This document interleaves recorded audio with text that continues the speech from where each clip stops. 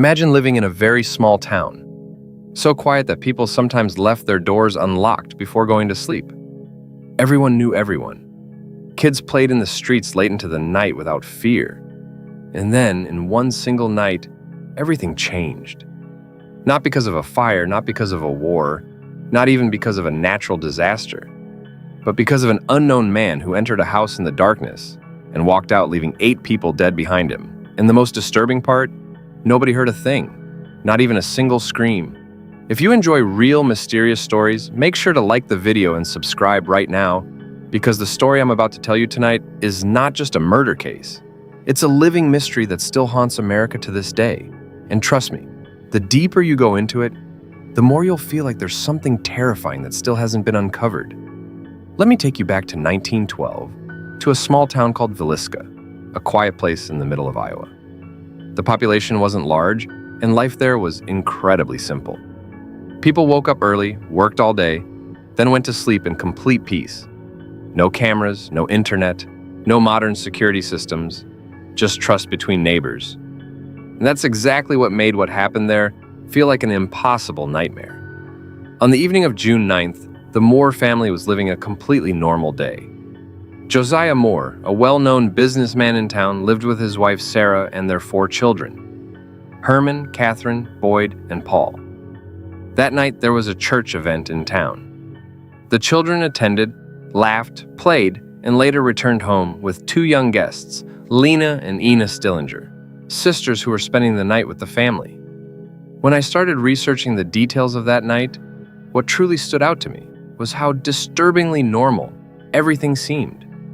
Nobody sensed danger, nobody noticed a stranger, nobody heard threats or saw anything suspicious. And that's what makes this story so terrifying. Because evil doesn't always announce itself. Sometimes it enters quietly. The family returned home shortly after midnight. The children were exhausted. The house was dark and silent. Everything suggested they all went to sleep quickly. But somewhere inside that darkness, someone else was already there. Someone who had entered the house without being noticed. What's strange is that later investigations suggested the killer may have entered the home before the family even came back. Imagine that for a moment.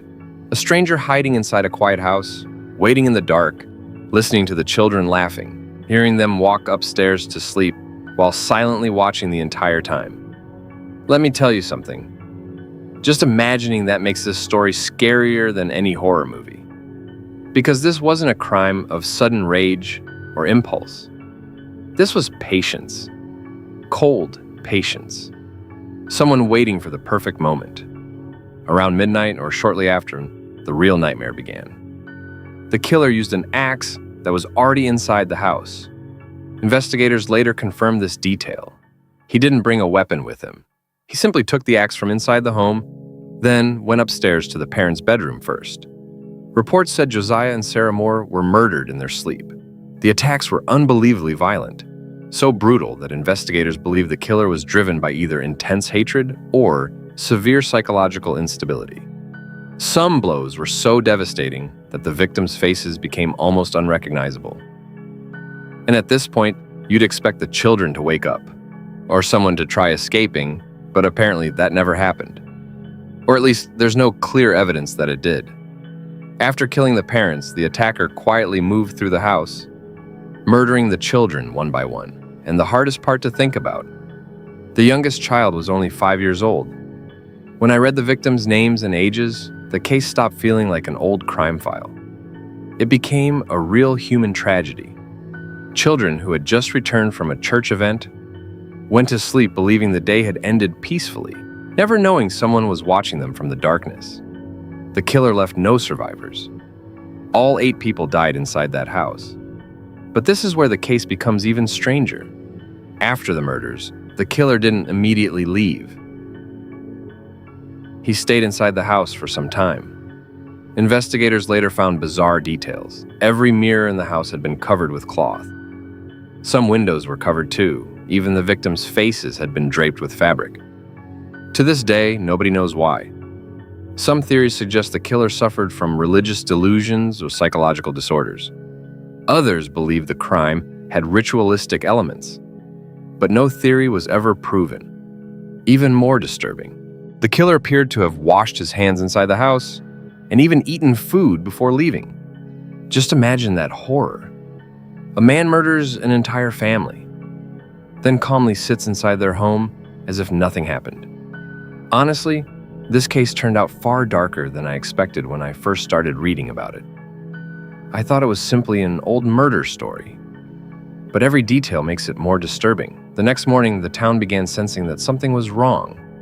Their neighbor, Mary Peck, noticed the house was unusually quiet. The curtains were closed.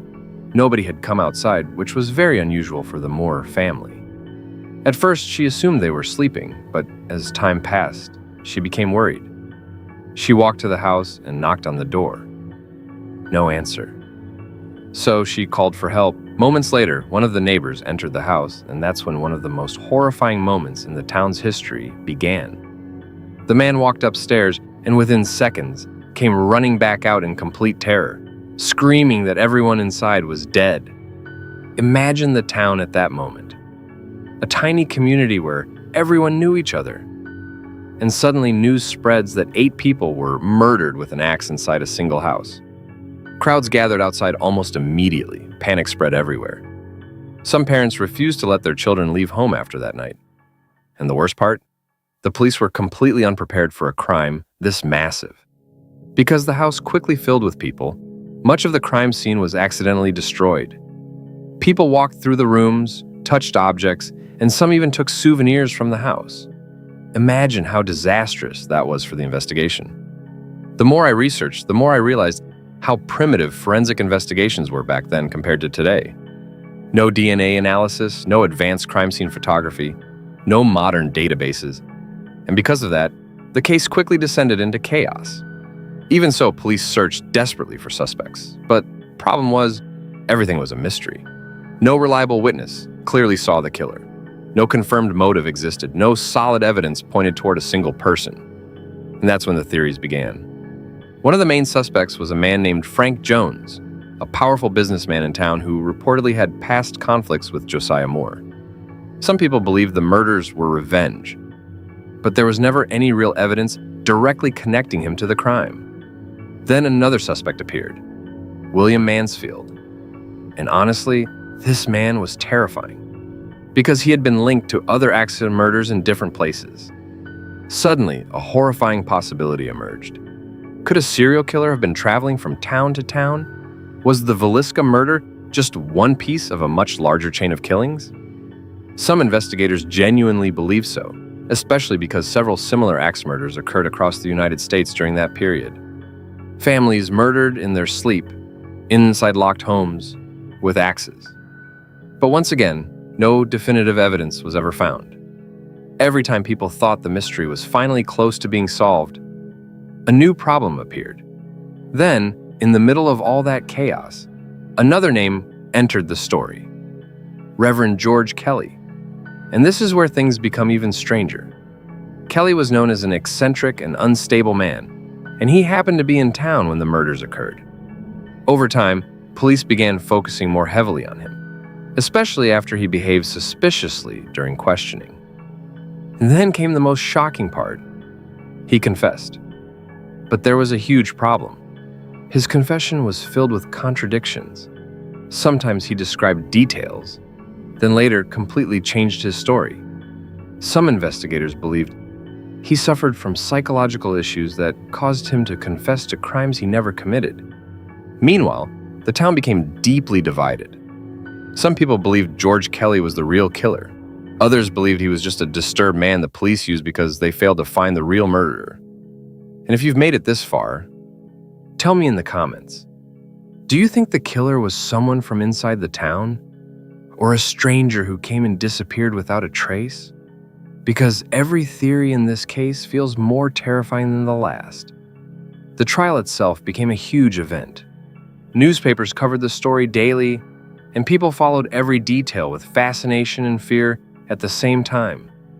But despite all the attention, the court could never fully convict George Kelly. In the end, he was acquitted. And that's when the real nightmare began. Because the town was suddenly back at the beginning. No killer, No solution, no answers. Just a blood-soaked house, 8 graves, and endless questions. And what truly shocked me is that the case remained alive for decades, because people simply couldn't forget it. Everyone in Villisca lived with the feeling that the killer may have once walked past them, sat beside them in a restaurant, or spoken to them on the street before disappearing forever.